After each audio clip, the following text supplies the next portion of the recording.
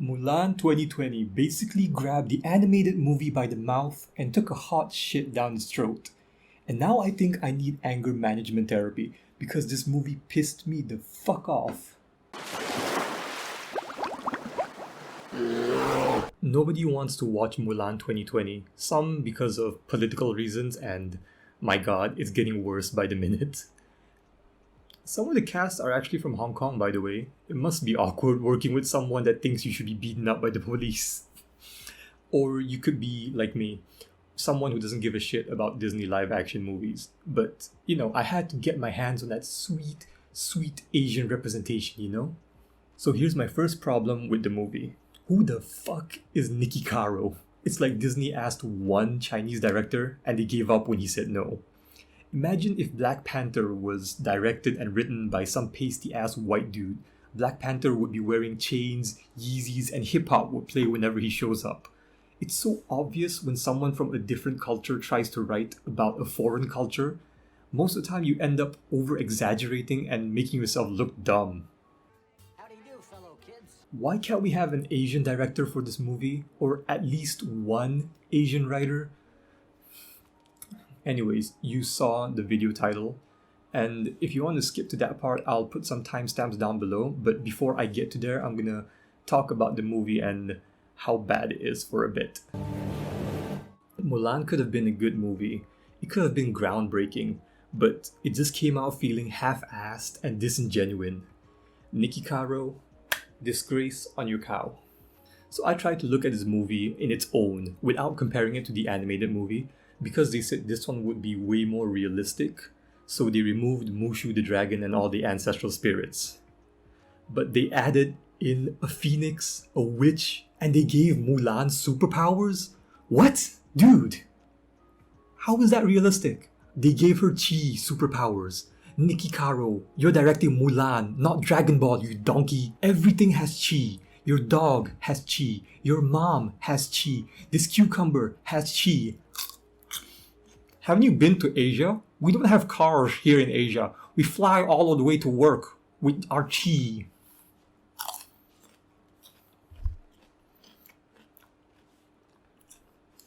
My next point is that this movie and all its characters have zero charm to it.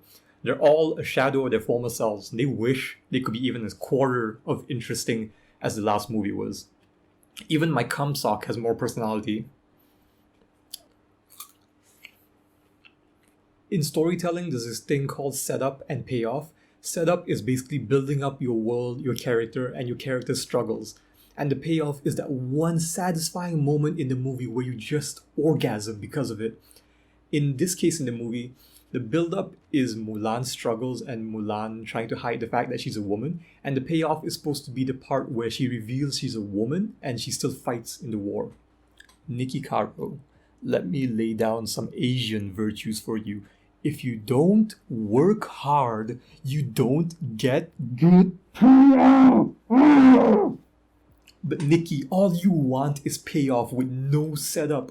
Nothing feels like it's deserved. The soldiers sacrificing themselves, Mulan's gender reveal. You haven't invested us enough for us to care or for us to have that orgasm moment. It's a bad orgasm. It doesn't feel good. At one point, a swarm of bats start terrorizing the soldiers, and it's 2020, I'll let you figure out why that's funny. And I hate how this movie shits on the original with its bland, boring-ass climax. The scenery is dull, the action is dull and kinda doesn't make sense. But in the original, you have fireworks, you have celebration, everything's bright, everything's sparkly, there's so much action going on. This movie gives you blue balls and proceeds to slap you in the testicles because the scene right after the climax, they have fireworks, they have celebration, they have everything. Why couldn't you do the climax at this point in the movie? Why did it have to be some boring ass background against a desert? God damn. And finally, I don't like criticizing acting because that's very subjective, but Mulan's acting was so bland, it would have given this emoji the Oscar for Best Actor. You were a woman this whole time. Your punishment is expulsion. I'd rather be executed. Oh no, my sword. In 2018, when The Incredibles 2 was playing in cinemas, before the movie aired, they would play this beautiful new animated short called Pao, which is about a pair of Asian parents and a baby dumpling. And it was very metaphorical and had messages about family values. To me, the metaphor and the message were quite easily seen, but going online, you could see that many Western audiences didn't quite get the idea. At the one moment that made every Asian viewer tear up, many others thought of it as a comedic climax, showing a wide disconnect between the audiences. This brings me to why I think movies like Mulan actually detriment representation in film. Don't get me wrong, I'm all for having Asian actors up on screen. And what I'm talking about, it isn't a problem, it's more of an inherent side effect of movies like Mulan. What I'm talking about is alienating and disconnecting audiences. The thing is, you don't see much talk of virtues in Western stories or characters. So I can see why Pao or Mulan would not connect with audiences. But at the same time, Mulan talks a lot about virtues, honor, family, being yourself, and it crams it down your face on and on. But it does it so half-assed. When you do something that half-assed with this kind of subject, you'll just end up confusing the audience a lot more.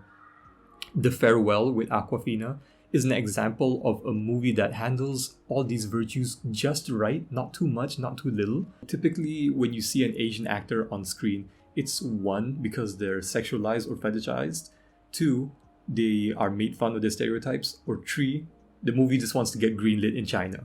So here's where I bring up these two movies, Harold and Kumar Go to White Castle and Tenet. Harold and Kumar, somehow being made in 2004, starred a Korean and Indian actor, and somehow, even though it's in 2004, the plot and the jokes in the movie are not based around their culture or heritage. Take away Harold and Kumar and take away John David Washington and replace them with some random ass white dudes, and tell me, would that change a thing about the movie? I don't think it would affect the enjoyment or quality or story of the movie at all. Harold and Kumar would still be a comedy road trip, and Tenet would still be a mind-boggling thriller action movie, regardless of who's acting. The best way to break the barrier of disconnection is to just make more stories where anyone can act. Get rid of typecasting. Make more stories where anyone can act as anyone. Because that's how real life is, isn't it? Anyone can be anyone regardless of how you see them. It's who they really are. It would normalize audiences everywhere to start seeing people on color on screen, not as a stereotype, but as the people they are, as the characters they're playing. And eventually, it would make film and cinema a better place for everyone to enjoy. Thanks for watching.